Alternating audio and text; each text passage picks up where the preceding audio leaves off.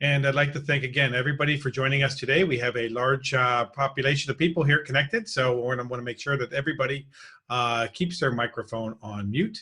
And then if you have any questions, we'll try and do that through the chat so that we can get those questions answered the best we can and roll through our program. So I'm thrilled that we have Ann here today with us. Ann is from Flipgrid, and she's going to share some great, walk us through the whole Flipgrid program, talk a little bit about privacy settings that will help us make sure we can maintain a great environment for our students at this time. And one thing I do want to mention that yes, Flipgrid has been free even before all this happened. So classroom teachers, if you're kind of thinking about those resources that we're having access to now and wondering about being able to use these in the future, well, this is definitely one of those that you'll be able to make part of your arsenal of tools that you use with our students. So with that, I'm going to turn things over to Ann and let her introduce herself and let her take it from here. Thanks, Ann. Awesome. Well, good morning, everybody. As Paul mentioned, my name is Ann Kozma, and I'm one of the Educator Innovation Leads on Team Flipgrid. I have the great honor of being a teacher helping teachers. I spent the last 16 years in public education in Southern California. I was a first grade teacher, and then I was a K-8 technology and innovation TOSA, and joined Team Flipgrid about 2 years ago to be a teacher helping teachers. So first and foremost, I simply want to say thank you. Thank you for doing what you're doing to support your communities, to support your students in this unprecedented time. I say all the time, teachers bring the heart and hustle every single day. So thank you for every single thing you're doing. We're doing this all together for the first time in these crazy times. So I appreciate you taking some time out of your day, out of your morning to connect and learn a little bit more. And as Paul mentioned, Flipgrid is 100% completely free. So please know you have access to every feature, and you can continue to use it beyond this however you feel works best for your community. So my goal for this session actually is to share a bunch of resources to show you what Flipgrid looks like from the participant side, so you see what your students see, and then also go into the platform and show you how to get started as an educator, what it looks like to create a grid, what does it mean when you add a topic, how simple it is to share with your community. I do have the chat window open. I'm going to be dialed in on multiple screens here right now, but please, please, please, drop in your questions. I'll definitely be monitoring them. I know Paul is paying attention to the chat as well. And as I share the resources, I will cover where you can also find answers to your own frequently asked questions. Shout out to the team back in Minneapolis at Flipgrid headquarters. We have a ton of resources, in my opinion, are super simple and easy to use. So I definitely want to point those out for you. What I'm going to do is actually share my screen. And I believe you should see that. And then I'm going to come back into, here we go. Paul, give me a thumbs up if you guys can see my, perfect. Okay, so I am working on the Flipgrid website right now. And if you've ever been to Flipgrid, it's flipgrid.com. Those of you who are brand new or curious about signing up, you can definitely click on that educator sign up. This just took me right into my profile, so I'm going to actually go back to flipgrid.com and show you that it's in the top right corner. You would simply click on that sign up, let us know where you're from, what grades you work in, etc. But it's a quick, simple sign up. If your school district is utilizing Google Suite for Education or a Microsoft email domain, you could definitely use that single sign-on option and sign in with your Microsoft or Google account. But what I want to do is point out those other buttons that are available for you. These are resources to all of our remote learning as well as additional resources. So I'm going to click on that button that says remote learning right now. And you'll notice it takes you right to a central hub we've created for resources for educators, learners, families, everybody who's being impacted by COVID-19. As you are considering moving to remote learning, or if your school district has already moved into a remote learning situation, please know these resources are available for you. If you're brand new to Flipgrid, Flipgrid is a video communication platform. It's asynchronous. So kind of like how we're live on Zoom right now, we do not have a live feature, and Flipgrid provides access for everybody to share via video responses, no matter the time or geographic distance.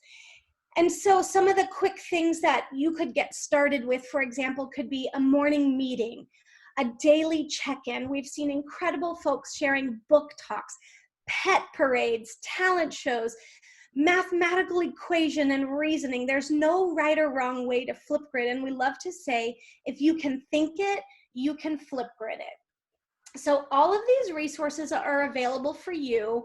And when I walk in through the platform, I'm going to point out a lot of things. I know this is a unique training and we're probably going to jam quickly to get through a lot of things, but I definitely will point out things that I, as an educator, would tell the teachers that I was supporting, so that you know about security features, easy workflows, and how you can use this no matter what grade or age group or content area you work with. So please know within these resources, you have a bunch of additional resources linked in. You can click on any of those hyperlinks. Again, I'm going to go right back to flipgrid.com and show you that was the remote learning shortcut.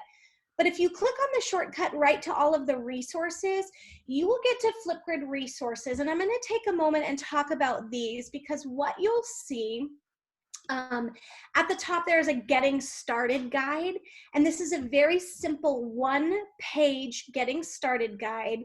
And then additionally, that same remote learning with Flipgrid resource. But below that, I know Paul originally reached out, since some folks in Ohio, we were having a hard time connecting with our professional development sessions. Flipgrid, the team is doing live daily professional development, so you're welcome to join in any of our sessions. We also do a live question and answer every single day. So if you have additional questions, feel free to join us then. What I'm gonna do is actually click into what is our help center. And our team has revamped this over the course of the last few weeks to provide the most popular supports right at your fingertips. So you'll notice across the top, there's a getting started for educators as well as getting started for students, information about Flipgrid being free, and information right at the top, how to record and submit a video. Additionally, you'll see supports for educators, students, and parents if you have technical issues, and then featured articles that you can click right into at the bottom, as well as how to get connected if you have more questions. So I want to just take a moment and let you know this is a fantastic resource available for you should you find yourself having additional questions. All right, what I'm going to do is click right back into that Flipgrid website and give you a quick example of what it looks like from a student or participant side. So Flipgrid is this asynchronous video communication platform, and what we feel it provides is an opportunity for you still to have that connection, that face-to-face connection, to hear every voice in the room. When Flipgrid started at the university level in Minnesota, it was for 12 students, and now educators everywhere are using this to stay connected with their communities. And so I entered what's called a flip code. I used the word certified, and I'll talk about flip codes when I go into the platform, but that's a unique join code that your student or your participant will use to get to a grid. And on a grid, there are different topics. These are those individual discussion prompts, activities, or assignments.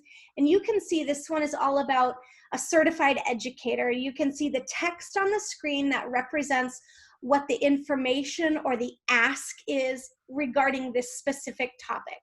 So I'm going to scroll down and show you this is what a grid looks like. Every smile, every person, every unique addition to this grid represents somebody somewhere who is sharing their unique voice. And you can see by these decorated selfies, educators love to use all of the creative features in Flipgrid almost as much as the students do.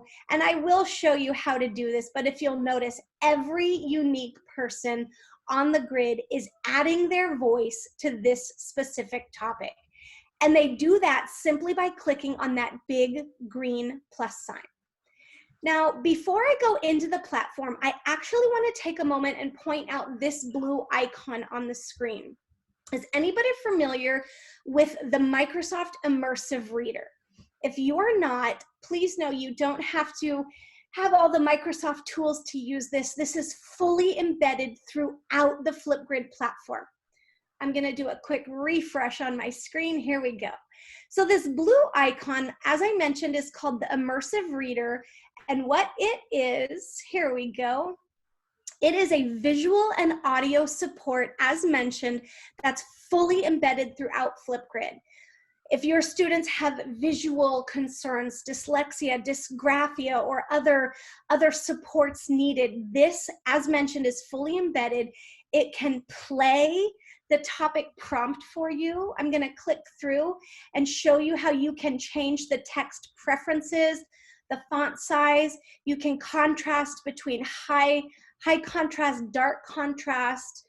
You also have different grammar options. And so this would be allowing you to toggle on syllabication, parts of speech. And these are different ways that you can provide visual or audio supports for your students who are accessing a Flipgrid topic.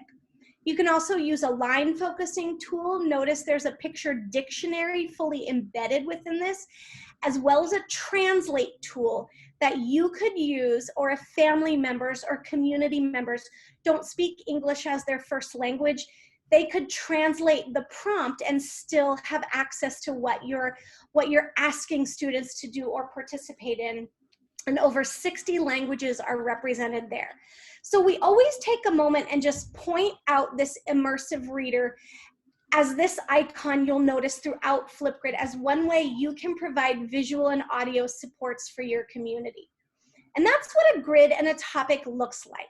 So what I'm actually going to do is close this. I'm back at the Flipgrid website, and I want to go into the platform now, and I'm going to show you what it looks like when you get started in your own educator account. I've mentioned educator account. Students do not create Flipgrid accounts. You as the educator or you as the adult using it with your learning community would be the one to create the account. Again, it is completely free. You have access to every feature throughout the platform. And when you log into your account, you'll notice across the top there are a few different buttons you can click on. My activities, my grids, mixtapes, Grid Pals, Disco Library, and Shorts. And I want to point out that it starts within the My Grids environment. I think of that as home base. It's my starting point. It's where I go when I log into my account. You'll notice I have 146 grids in my account. You do not need to create 146 grids. You can get started with one. But you can have unlimited grids and unlimited topics. So a grid, you'll notice that big colorful rectangle says add a new grid. Think of a grid as your classroom. Think of a grid as room 4, as period 7 trigonometry, as your STEM or robotics club, as your professional book study, as your grade level team, as your department conversation. It's whatever group of folks you want to engage in a conversation. So when you're getting started, you name your grid, and I'm gonna call mine Ohio Teachers Rock. All right, I'm gonna put 3 exclamation points on there. So let's say I want to connect beyond today with any teacher in Ohio, and I could invite the entire state, the entire world if I wanted to contribute to this grid. So I've given it a name, and then notice you have different grid types. I'm going to take a moment and explain all of these types because I recognize that many of you teach different grade levels or different content areas, and you're utilizing different tools to access communities with your classrooms. So the majority of you likely are utilizing either a Microsoft or Google for School email domain. All right, so if your students are familiar with using a school email address or have access to use those, we would encourage you to use this school email domain. Again, this is for Microsoft and Google school domains, and you would simply click on that, and I'll show you that in a moment because that's likely what the majority of you are using. If you're working with younger scholars, we would encourage you to use a student ID grid type if your students do not use a school email domain. All right. What this means is you can either manually enter your class list or import a CSV file of a class roster, and then that'll automatically put all of your students into the grid for you. If you're working with adult learners or your own professional, community, or even your own personal families, we would definitely encourage you to utilize that public or PLC grid type. But since the majority of you are utilizing a school email domain, that's Microsoft or Google, I'm going to click on that one and I'll use that one for the demonstration. I can go back and show the student ID list after if anybody wants me to. At the bottom of the screen, you'll notice a flip code is automatically created for you. And what a flip code is a unique join code that you will share with your community. And when they go to flipgrid.com, sort of like I did at the beginning, and I entered that code, it'll take you right to the grid, all right? This is automatically created for you, but what I would consider doing is changing it to customize it to make it something unique or memorable for your community. And you'll notice Kozma, Ohio is available. So I've customized my flip code, I've given it a title, and I've selected my grid type. I simply need to click next. And now notice this is where you enter your school email domain. This is everything that comes after the @ symbol. So my Flipgrid account is with my personal Gmail account. That's why you'll see Gmail populated in that screen. But you would simply need to add your own school email domain. And I want to point out, if your students have a different domain than the educators, you want to be sure to add both of those domains, all right? Additionally, if you're collaborating with another classroom across the state, across the world, you simply could add as many domains as you wanted to, but when you put your school domain in there, that sandboxes your students into your grid, meaning only people who have access to that school domain, an account within that domain, has access once you give them the flip code. So that means nobody's going to find your grid, nobody's going to come into it unless you invite them into your grid. All right? And just a quick note reminder, this needs to be a Microsoft or Google school email domain. And if your students and educators have different domains, be sure to add both of them. So when you click next, you'll notice, hey, success, your grid is ready.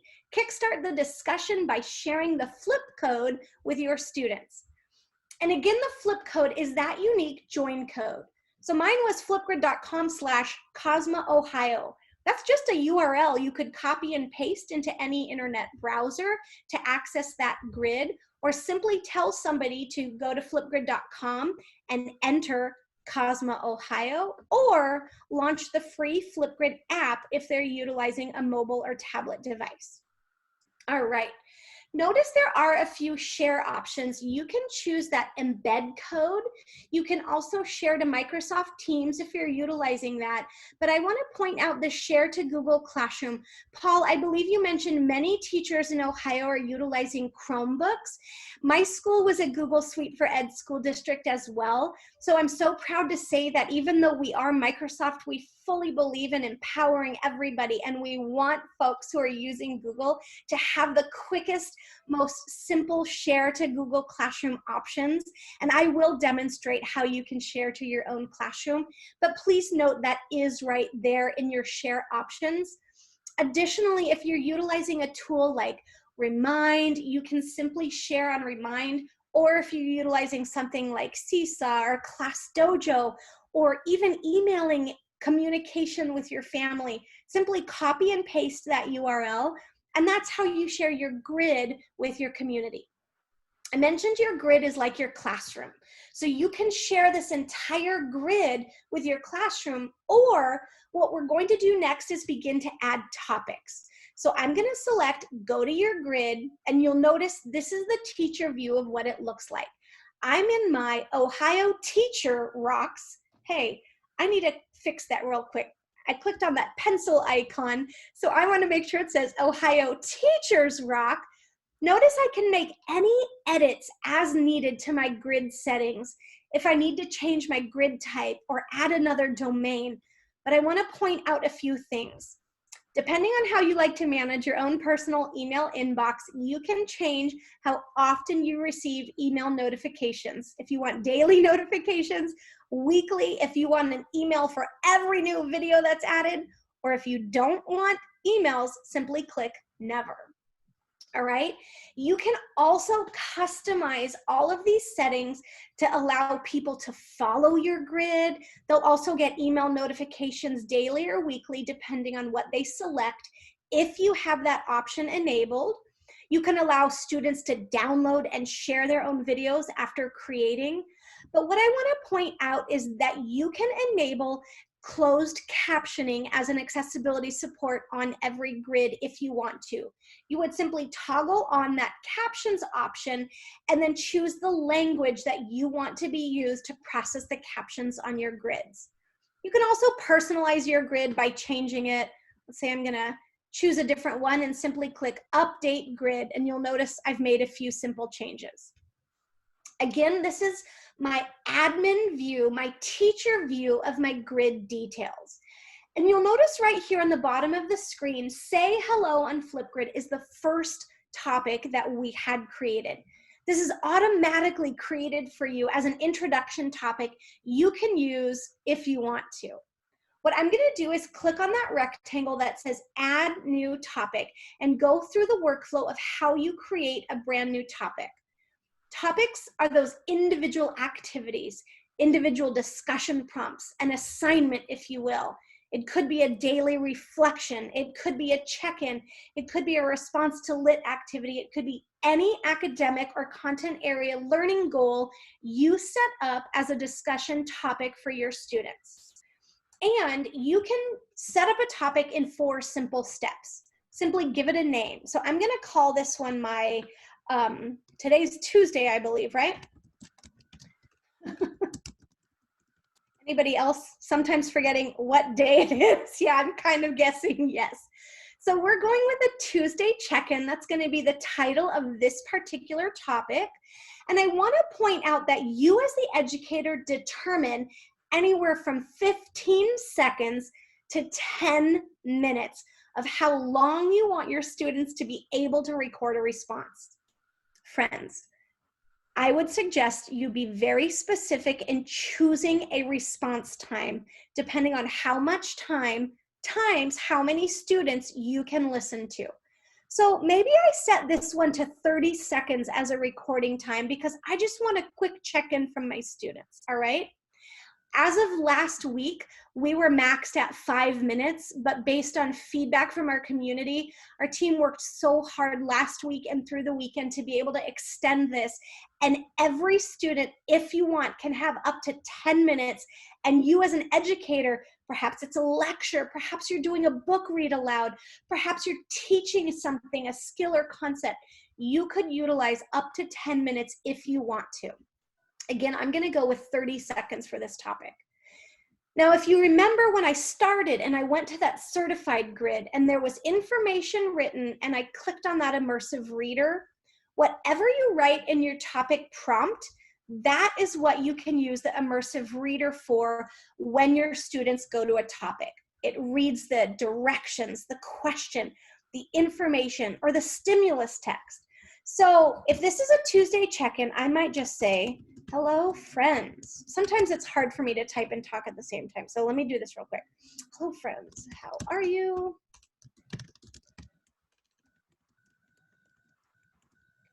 Please check in and let me know. It's going to be simple like that. Your topic prompts can be as simple or as sophisticated as you want them to be. I'll show you a few other examples of how I get creative. I love to use emojis in my topic prompts. That's one way you could provide visual supports for English learners or emerging readers, even our youngest scholars. But you can create any topic prompt. You have up to 500 characters. So that's like a paragraph. You could have a ton of information in there, but this is where you share any directions you want your participants to know. Additionally, you can engage your students with what we call a topic focus. Perhaps you want to start with a video of yourself. You could simply record a video from your browser or upload a video from your own device. If you want to drop in a link to a YouTube or Vimeo link, you can. And please know that will play right within the topic setting. It will not launch to YouTube. It will play within your Flipgrid topic. Additionally, you can upload an image. For many years, I lived in Google Slides, and I created many custom graphics in my own Google Slides, took a quick screenshot, have those as custom images if you want. You can add a Giphy or add an emoji. I'm simply going to click a little smile emoji to show you that it's just a quick resource that engages your students when they access your topic. Now, that's it. You can click on that Create Topic button, but what I want to do is talk about more options so you can see additional privacy features and ways that you as an educator can customize your topic for your community. If you want to, add a topic tip. This could be any tip or suggestion you want to share with your community. Additionally, you can create topic attachments. So if you had a link to a Google slide deck or a Google Doc, a OneNote drive, a YouTube video, a different URL from any web resource, you simply copy and paste that in as a topic attachment, and those become clickable icons within your topic that students can use to extend the learning activity. Give it a title and then click add another if you want to add up to 9 topic attachments. Now, I want to take a moment and talk about video status and topic status. These are additional features that you can utilize to make responses more private or allow for student-to-student interaction. So I'm going to show you, if you toggle on this video moderation option, and I'm going to zoom in on it to show you, if videos are moderated, that means they remain private. They do not automatically post to a grid until you make them active. A lot of educators use this for a daily check-in. They're doing an inbox, like a digital inbox or help desk for family members. It could be for formative assessment purposes. But if you want anybody to respond and keep that response private, you simply need to turn on video moderation. And then you as the educator can either individually approve them and make them active, or click all of them at once and approve all of them at one time. Additionally, one of the things that you can do is allow student-to-student replies. And what this is, it's one way that you can have one student reply to another student and have that digital conversation. This is a great way to provide feedback to each other. Or let's say your scholars are creating their own word problems using math at home activities, and you want them to challenge each other to solve problems. Students could reply to each other utilizing that feature if you have it turned on in your topic settings. Additionally, if you want to launch and freeze a topic on a given date, this is like scheduling them to become active or shut down at a given time. And then again, you can use the different status. Active means it's visible, it's usable. Frozen is basically view only. And then hidden means it's hidden from others. And I'll show you what this looks like on one of my own grids as well. All right, video features are different ways that you can customize what students can do when they're creating within the Flipgrid camera. So if you remember from that grid, all of those selfies were decorated. If you don't want students to have access to those kinds of things, the filters, the stickers, the drawing, or the text tool, you can determine where you want them to have access to. I usually keep mine on videos and selfies. But if you think this is something you need to set an expectation for, put that in your topic prompt and say limited to 3 selfies. You as the educator can use it however you want. Additionally, there's a video title option, which would give students 80 characters to add a little bit of text when they're submitting their video. View count is something I always toggle off. It doesn't matter how many views a video has in my opinion. You can see on the educator side how many times it's been viewed, but students don't necessarily need to see how many times it's been viewed. If you think that's going to be an issue for your community, simply turn that off. Sticky notes are literally sticky notes on the screen. They act as little cue cards. Students could write something on the screen and have that visual if they wanted it while they were adding a response. You can turn on or off the options for students to edit their clips. And I want to point out this attachment link. We often get the question, how can students turn in additional work with their response? So if you turn on the feature that allows students to include external links, perhaps it's a Google Doc URL, a Google slide deck, an Adobe Spark video they've created, etc., you would simply turn on the ability for them to add and include that link with a copy paste when they submit their video. Please know that likes is set default off. All right, if you want to turn on the like feature, students can like each other's videos, and that will give them a little green emoji icon that they can click like on each other's videos. Additionally, I want to point out that there is a rubric tool embedded within every Flipgrid topic. You can use the basic feedback tool or create your own custom feedback simply by clicking on that. And then if you want to add criteria, what you would do is simply give it a title, a description, a minimum score, a maximum score, and click create.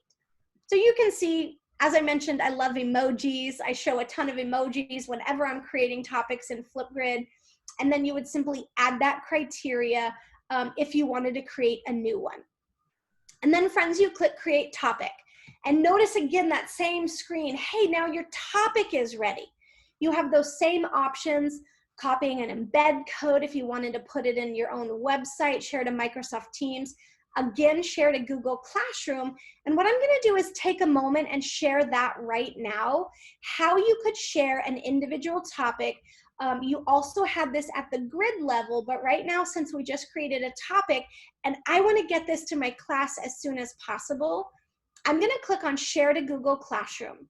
All right, Paul, can you give me a thumbs up? Did that icon come up on the screen that I've got? Perfect, okay. So friends, you see it launched my Google Classroom. And those of you who are utilizing Google Classroom, you simply will choose your class, and then you choose that same action, just as you would when you're creating your Google Classroom assignment or a question or an announcement. So I'm gonna make mine an announcement and then click go. All right, share with your class, and I'm simply gonna say, hey everybody, please add your response. And that's it. Notice it has the link to my Flipgrid topic. I can determine if I wanna send it to all students, etc. And I click post. All right, that posts, and I'm actually gonna click on where it says view so you can see it inside my Google Classroom, and there it is right at the top. Hey everybody, please add your response. And when you click on this, it'll take you right back into your Flipgrid topic. You will have to log in with your school email domain the exact way you set it up, and then it launches that topic. All right, so now this is what it looks like on that student side. Here is my Tuesday check-in. If I click on that drop-down menu, I find that other topic that was already created in my grid. Here's my prompt. Hello friends, how are you? Please check in and let me know. So what I'm gonna do is actually, notice my topic is moderated, which means this will be private to my teacher until I activate it. I'm gonna go ahead and click on this and add a response. And now you see it launches the Flipgrid camera. And across the bottom of the screen, you're gonna notice all of those creation tools that are fully embedded within the Flipgrid topic. If you have a camera shy student and they wanna utilize this pixel mode, they can, or toggle between any of these different filters to change the theme and the tone of their response. They also have a text tool. So we get this question a lot, is how can they add a text-based response? Well, Flipgrid is a video communication tool, but I love to say, make the tool work for you. So I'm simply going to say, hi there, it's Tuesday. I'm doing okay. And then where did my text go? I can move it around the screen. I can change the size if I need to. I can manipulate this as I want to. You could have an entire paragraph on the screen if you wanted to, all right? So you can add text, get creative with this, have multiple text boxes if you want. See, I'm gonna add another one and say, yay, all right? Just to show you that your students can get as creative as they want. Let's see, up in the top right corner, maybe that's a little bit too big. But they'll use this because they're familiar with digital tools and creating in them. So on a screen, they simply manipulate the text, put it wherever they want, change it, rotate it, etc., and add text. Additionally, there's a sticker tool. So I mentioned that I love emojis. Perhaps I want to add some emojis to this. This could be as sophisticated or as simple as you want it to be. We see a lot of educators challenge their students to create Flipmoji scenes.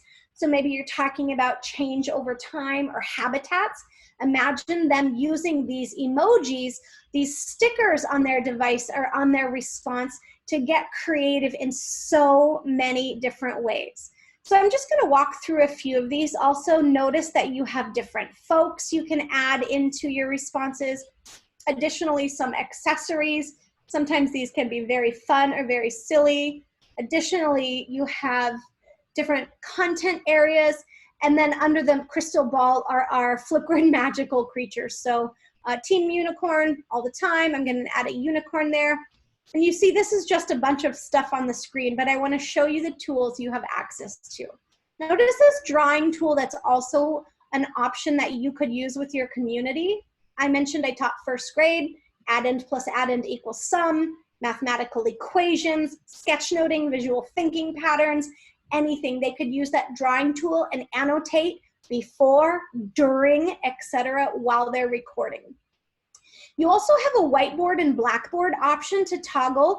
If you want to have students use that on their screen, they're welcome to, or record right over that live video. Additionally, students can import their own photo as a custom sticker.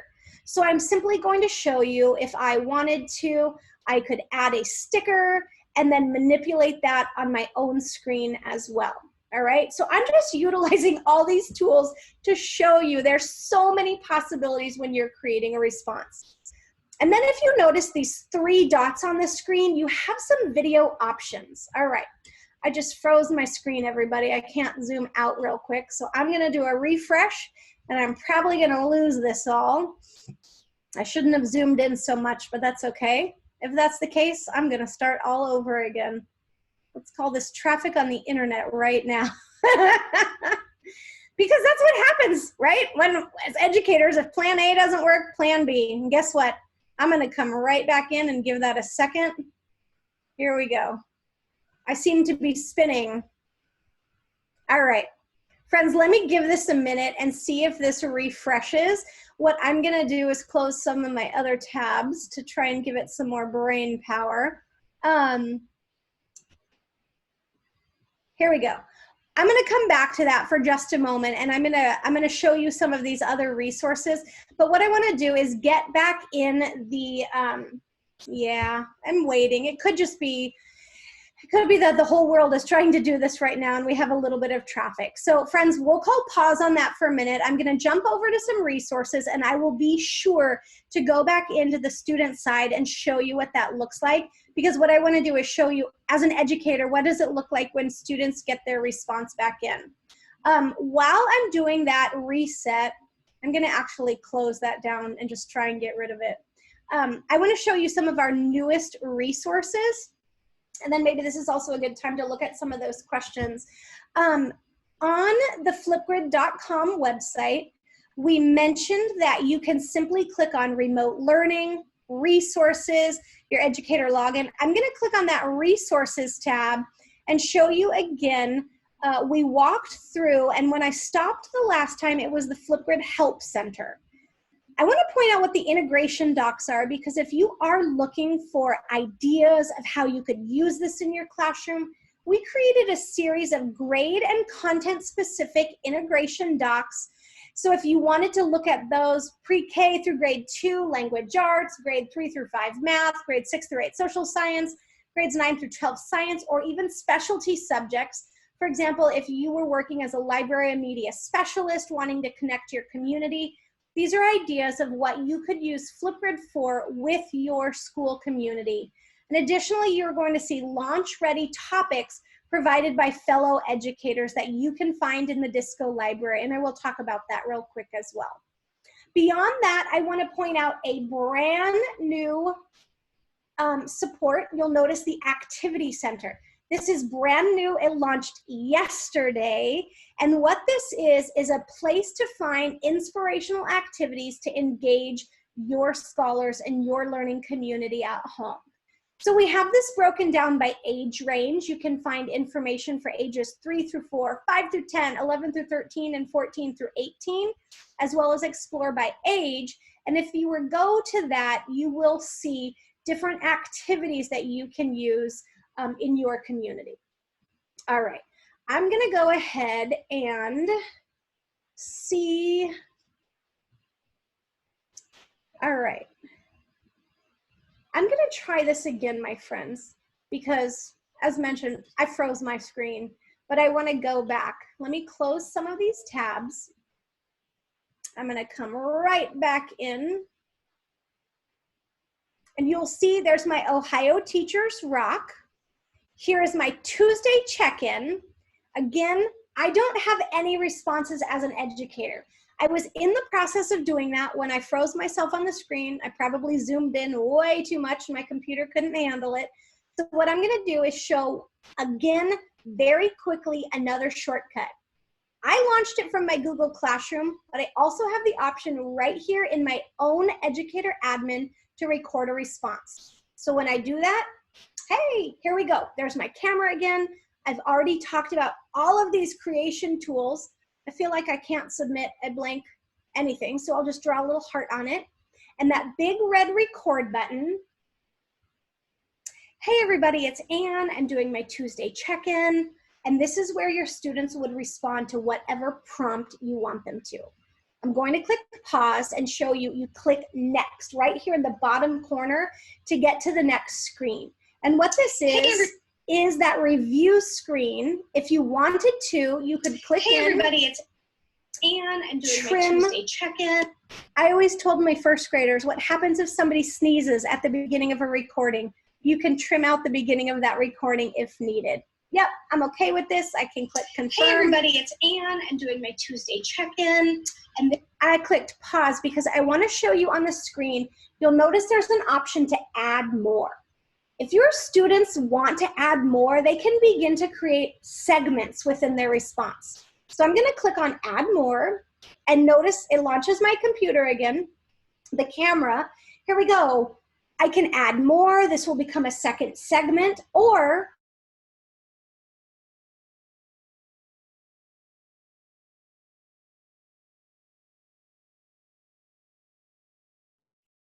And I think you may have froze your computer here.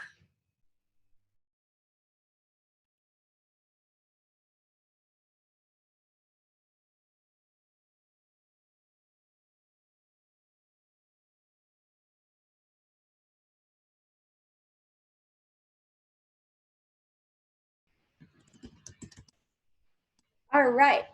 Hello from Miami. If I wanted to, I could copy and paste in the link of additional work I needed to attach, and then I simply click submit video and complete. And now I see from an educator side, I have that first student response, all right? When I click into this, this is what it looks like from the educator side when you're viewing an individual response. You have the option to add video feedback available only to that student. Use that rubric tool, provide written detailed feedback, and then a few ways that you can share the feedback with students. Additionally, if you clicked on edit, you'll notice you can change some of the submission information, as well as find ways that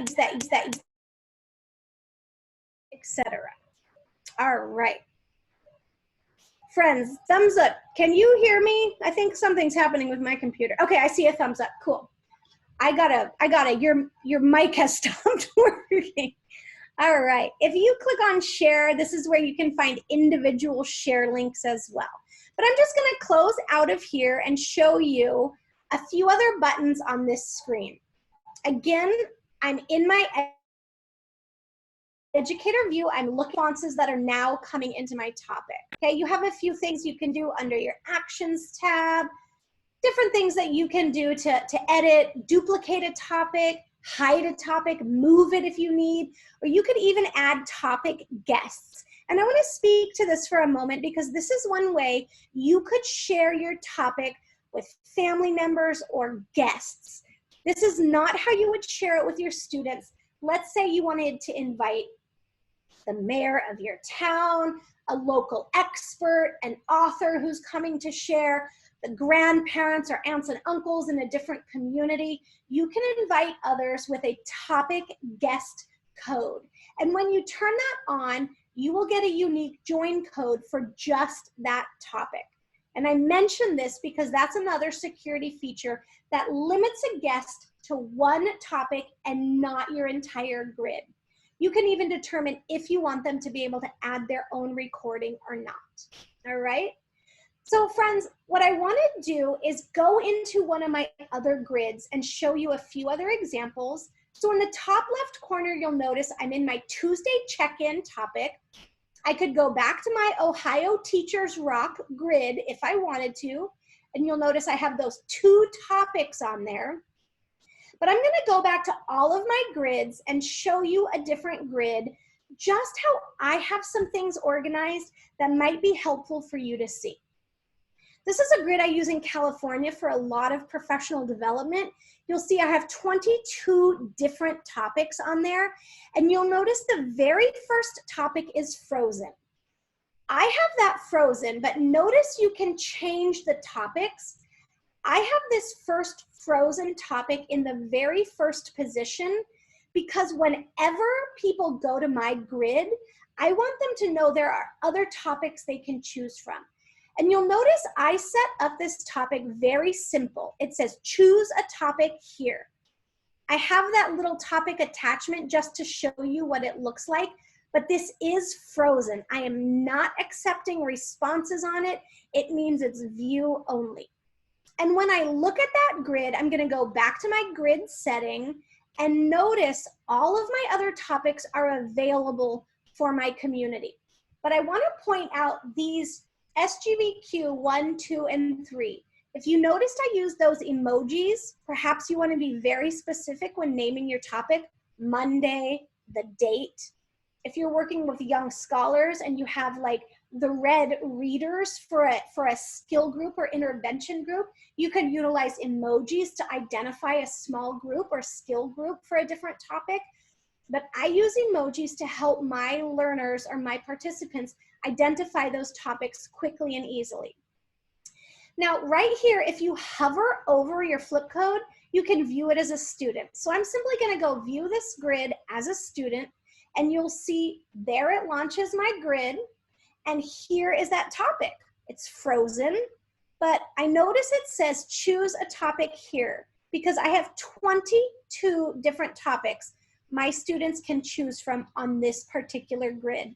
And notice if I said, hey, on Monday, you have these 3 topics available, Monday 1, Monday 2, Monday 3. That's just one way you could set up your topics to easily differentiate or make them identifiable for your community. All right, friends, I'm going through so much information. I know this, but what I want to do is click on the topic tab at the top that says Disco Library. And I want to point out what the Disco Library is a database of ready to launch topics created by fellow educators and featured partners. One of the first topics is this learning from home topic, which has a bunch of great beginning topics that you could use with your classroom. Here from Ceci is a weekly check-in topic. So let's say I'm exploring this. Oh yeah, what are some things that worked well for you? Yeah, this is a great topic. I want to use her topic. I simply would select a grid. Hey, I'm going to add this to my Ohio grid. And when I click add, I'll take her topic template and put it in my own grid community. If I need to, I can change any settings, but I'm simply going to click Update Topic at the bottom, and then again, I'm ready to use this right away, share it with my community. All right? I'm going to close this example. I'm going to go right back to the Disco library and show you not only do we have incredible partners like the Met, Wonderopolis, Epic, Code.org, you can find trending topics from fellow educators around the world. And here is what the Disco playlist library looks like.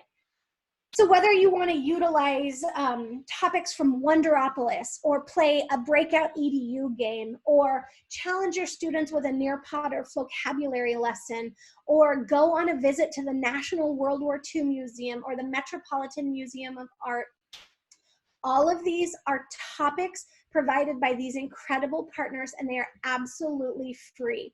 So you would simply go in, again, you click on a topic that you want to use. I love this Making Mummies topic from the Met.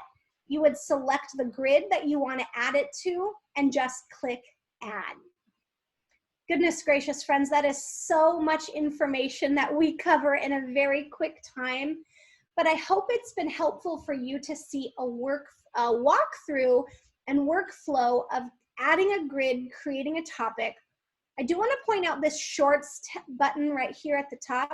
Shorts is one way that you can create your own video, all right? You'll notice I have different shorts, different videos that I've created in here. We love to say create here, share everywhere.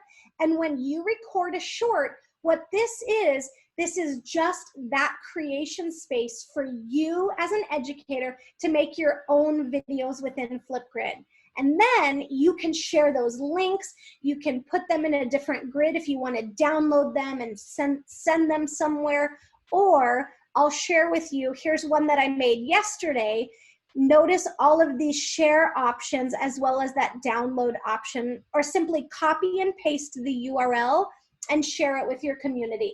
So Shorts is a place for you to create and then share. We like to say create here, share anywhere. All right.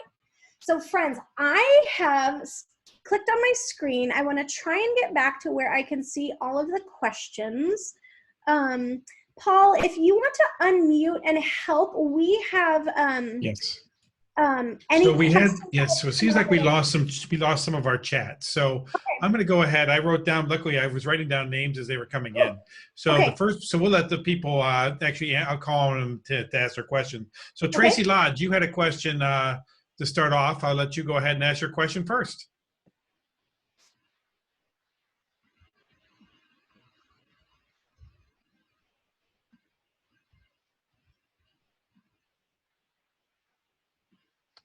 She may not be able to respond, so I'm going to just kind of, I did actually write hers down. So she asked, how can I get students to stop posting multiple responses?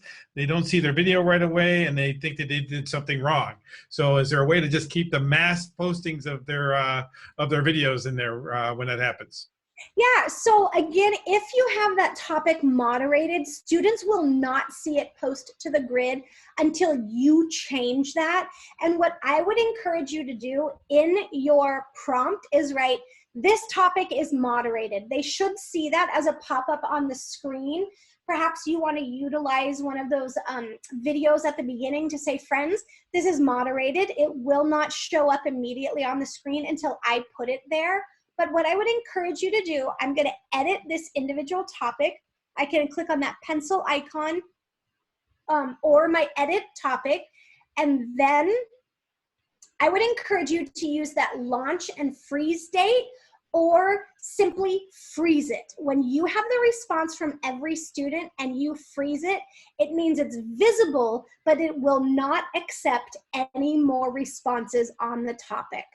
Additionally, if you have it set for a specific day range, you can freeze it on a specific date, meaning no students can add to the grid. Excellent. The next question was from Mark Keemer. Mark, you want to unmute your microphone and ask? Yeah, I just wanted to know if you're doing the topic attachment, does the Immersive Reader work for that? So the immersive reader, it would depend, I guess, on what it is. It's if it's a written text, and you have that immersive reader within like your browser tool. I'm using Microsoft Edge, so it's built into my browser, but it likely will not be available with the topic attachments. However, the immersive reader is embedded in a bunch of partners. For example, Wonderopolis Topics.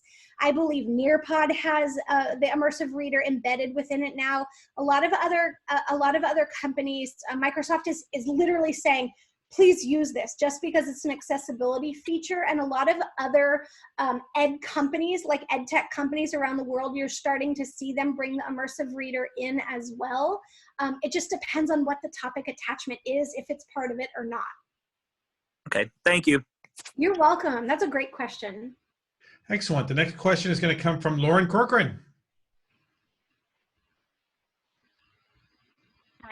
I think I got this answered, but I had wanted to know if when you create your own video to put for the topic, like say you're just showing them what you're expecting from them, can you add all those emojis and stuff versus, you know, from the educator view versus from where you can do it from the student view? Someone said yes.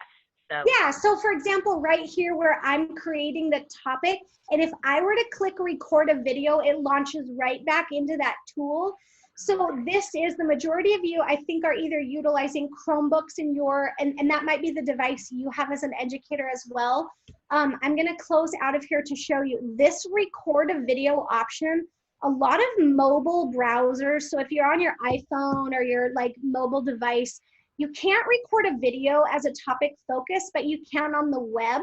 So you would simply launch that and then have access to all of that as well. So yeah, I could simply say, hey everybody, right? I'm gonna do this as like super speed. Hey everybody, oh my gosh, that's silly, I don't know, but this is my topic video. I want you to respond. Yes, yes, yes, right? And then you go through, click next, hey, and next. And you'll see that this video becomes that topic focus now that students will engage with. So maybe that is you with a morning message or a quick teaching prompt or whatever instructions you want to do. You might utilize that to even share what the prompt is and your expectation or learning goal for that particular prompt. You can use that video however you want.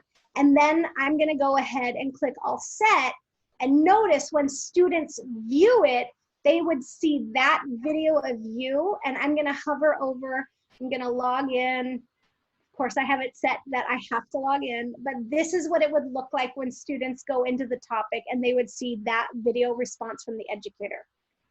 Thank you. You're welcome. Excellent. Our next question is going to come from Laura Presnell.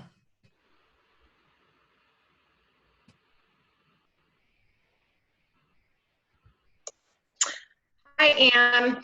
So I know a lot of the intervention specialists right now are freaking out because we have to take so much data. Is there a way that we're able to create grids under My Grids that are private so we can have one for each one of our kiddos on our caseloads, so that way we can have that data that's going to be, I mean, usable?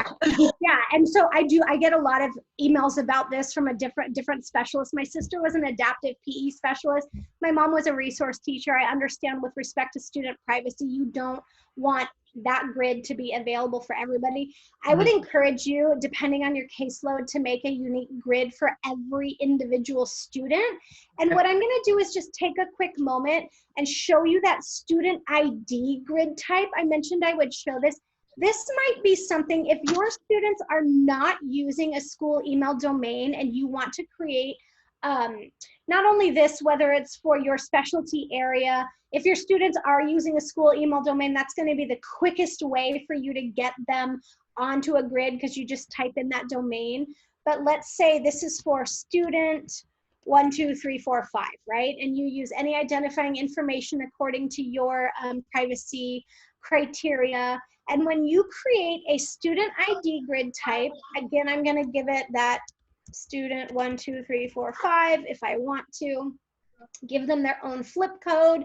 When you do this, you are going to add students manually and give them a unique identifier. And when you add that student, here's my one grid for one student now, right? And then you could create a topic if you want them to work on the similar learning goal, or say it's a skill or intervention that you're working on with multiple students. You can create one topic and then simply duplicate that topic to additional grids. And so this is something I would encourage educators to do. If you have multiple grids for different classes or different class periods, create one that's like a template grid and then utilize that duplicate feature. You can duplicate grids and you can duplicate topics, but that'll speed up the workflow for you if you want to get a topic across to different students. You mentioned with respect to student privacy, but also data. There is an export data option that you can get a CSV file of data attached to it based on the rubric that you create. But if you're using this with students who are on IEPs, 504s, or have different goals, I would definitely encourage you with respect to your student privacy is make an individual grid for each student and then share that with the families in your community. Okay, so if I send it and share it to them via Google Classroom, if I put it in there, it'll go straight to their email, right? Nobody else will have access to it. Well, yeah, so I'm going to go through that process. This is one topic, and let's come back to the grid setting, and I'm going to share my entire grid. I'm going to go to Google Classroom and again walk through this process. I'm going to choose my class, and I'm going to make an announcement. This is going to be for, hey students, 1, 2, 3, 4, 5, this is for you. All right, and then you can choose which student. I don't want to send it to all. I'm sending it to Anne. I'm the only student in my class, but I would identify which student, and the same with all your other Google assignments, it should show up only for that student. Okay, so it'll only show up on their stream then and no one else's. I would assume that's the way that it's intended to work. So if you find that it doesn't, someone else to get somebody else's data. That's the only. Yeah, exactly. So the way that Google has it set up is you can identify that individual student to share it to. So that is the expected outcome. Okay, thank you so much, Anne. I appreciate it. You're welcome. You're welcome. Okay, our next question is going to come from Allison DeWitt. Yeah, my question was, when we were in Disco Library, is this where you would find the grids that are made public by other teachers, or where would you find those? Yeah, so teachers are not making their grids available. They're making individual topics available. Yes. And this is exactly that. So what you can do, I'm glad you brought this up because I never scrolled this far down. You have a general search as well where you could search based on your audience, whether it's a professional, parent, higher ed, a preschool age, just identify your audience and then a core subject area. And then you'll filter your searches. And what I love to do, I'm going to zoom in on this, but hopefully not so much that I freeze myself out. When you click on like the engagement or used or favorites, you can actually sort by how much engagement or how many times a topic has been favorited, which kind of shows you like a great topic that many educators are using. So you'll see, oh yeah, hey, Scott shared this awesome random act of kindness topic. Oh, Katrina shared digital citizenship, all about me. This is where you get topics from other educators, and I would encourage you to use that search tool, and then you simply can clear the filters as well. I'm gonna point out my own, because if you know, for example, like a colleague or friend, maybe it's somebody in your PLN you're connected with on Twitter or on social, and you know they're rocking you know, oh, hey, I've been using Flipgrid. I have a ton of topics in the Disco library. You could search by their name and then click on their name as a creator, and you have the option to view their Disco library. So I'm clicking right into my own, and you'll see these are all of the topics that I've created and added to the Disco library, and you can use my topics as well. But that's what it's for. It used to be called the Discovery Library, but learning is a party, and we call it the Disco Library because we like to have fun. Thank you. You're welcome. So Anne, I know we're a little bit over time. Do you have a chance? Okay. Do you have a minute Yeah, for I a few can more stick around. questions? Yeah, of course. Alrighty, Gary, you were the next person to have a question. I think I might have answered it for you, but I'll let you go ahead and ask again. I know that when I have students who do presentations, if they have any extras, they tend to focus on those things instead of the content of their presentation. So I'm wondering, you may have said this earlier, is there a way to restrict how much of that they can use? Yeah, that's a great question. I'm glad you bring it back up. I'm going to go back into my Ohio Teachers Rock grid, and I'm just going to use this sample one that I just made.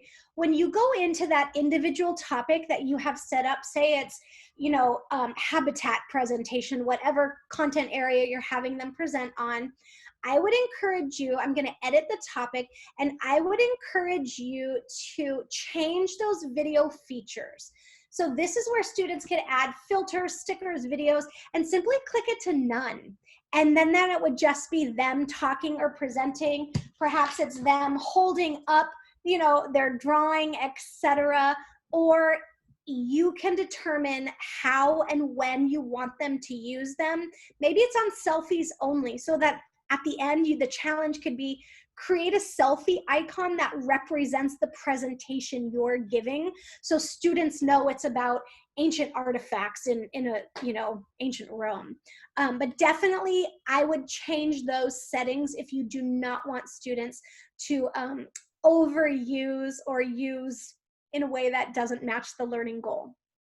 Okay, thank you. Yeah, you're welcome. And it's like I'm looking and talking to Melissa McCarthy.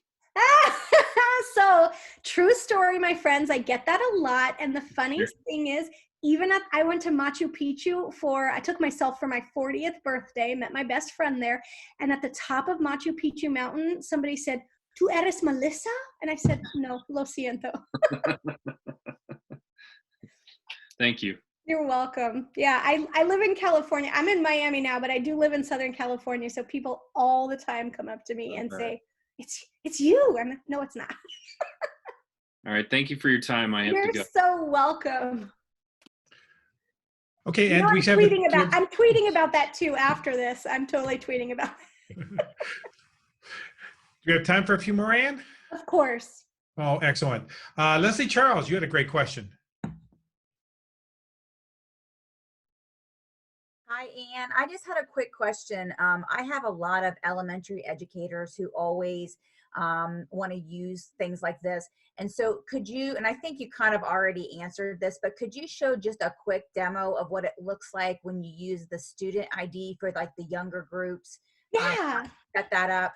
That's a great question. So let me come in right here and my student ID. So this is a student ID grid I just created.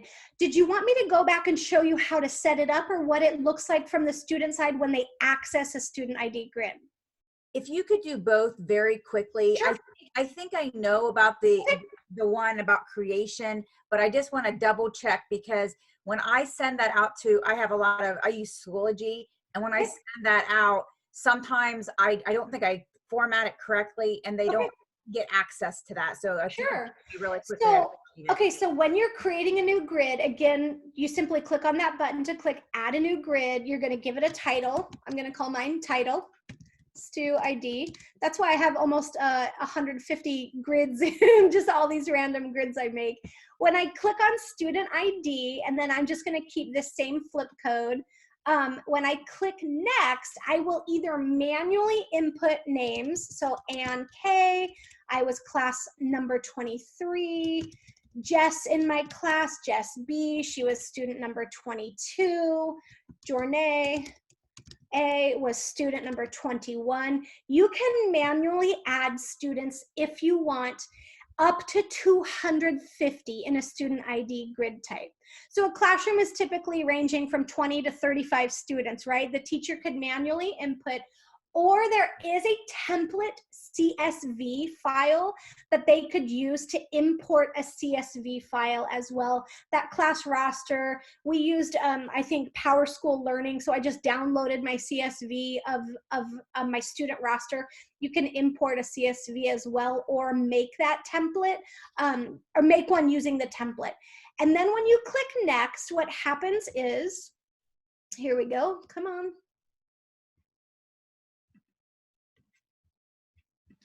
Let's see if I add one more. There we go. All my students have been added.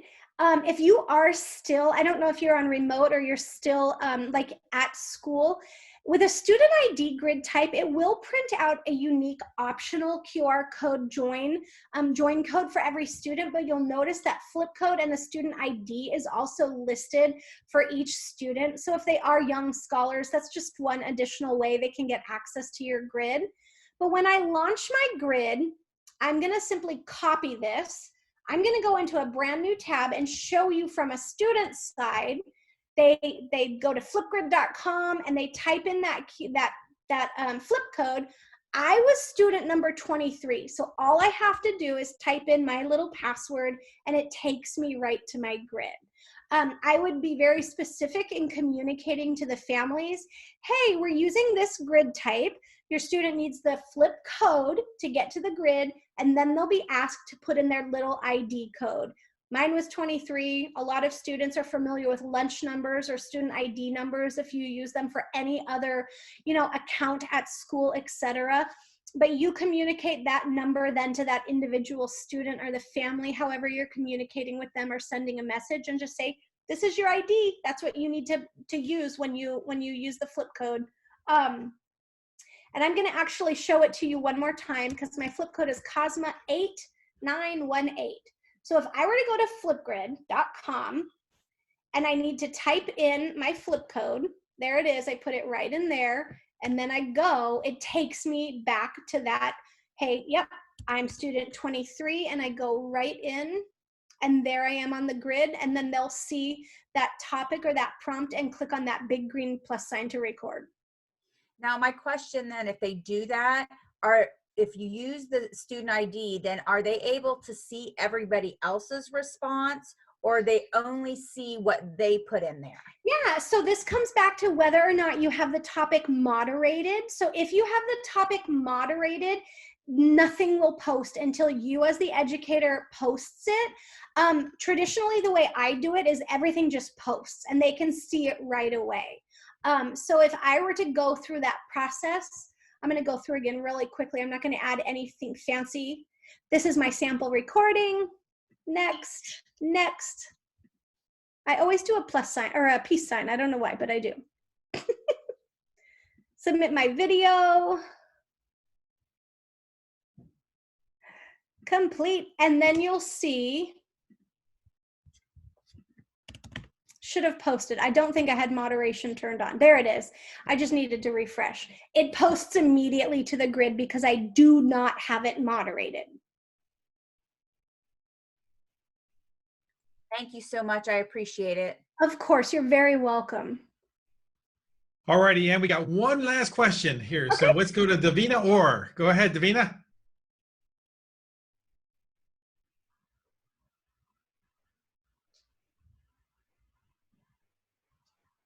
Hello. Hi. Hi. I was just wondering if you teach with playing with other teachers. Can you have more than one teacher on an account? Yeah, that's a great question. I'm so glad you asked that. What I'm going to do, let me close a few of these tabs. And that is definitely a possibility. We call those grid pals. I'm sorry, I'm mixing all my things up in my head. Grid pals is one of the ways you can collaborate with classrooms on a grid. If you want to, you can add collaborating teachers, and we call those co-pilots. So on the screen, you'll notice that little icon of a plane. When you want to add a collaborating teacher, you would simply add their Flipgrid email account. Most likely it's their school email address, and you would invite them to become a co-pilot on your grid. So then what happens is when they log in, they'll see a little banner image that says, hey, so-and-so has invited you to be a co-pilot, and they have that admin level access. They can create grids, they can create topics, they can freeze and launch, responses, make them active, make them hidden, they can provide feedback. It's that same educator view into a grid and into a topic. Yes. Okay, thank you. You're so welcome. Wow. Thank you so much, Anne, for bringing all these great resources to us. You did a fantastic job, as we all expected.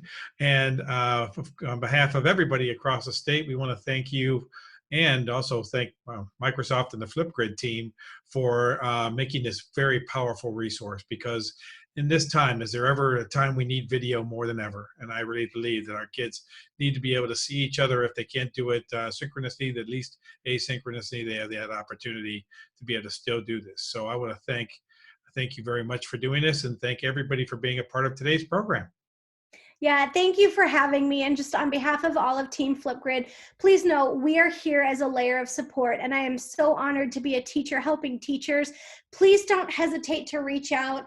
If you were to go to flipgrid.com and click on those resources, at the very bottom of the page, there I am with Jess and Jornay, as well as our contact information and our emails. You're welcome to reach out anytime, or head on over to that help center. But please know we are here on behalf of Team Flipgrid to support you. Thank you so much for inviting me to join today.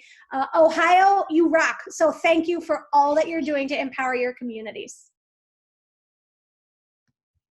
Great. Thank you very much. I'm going to turn the recording off.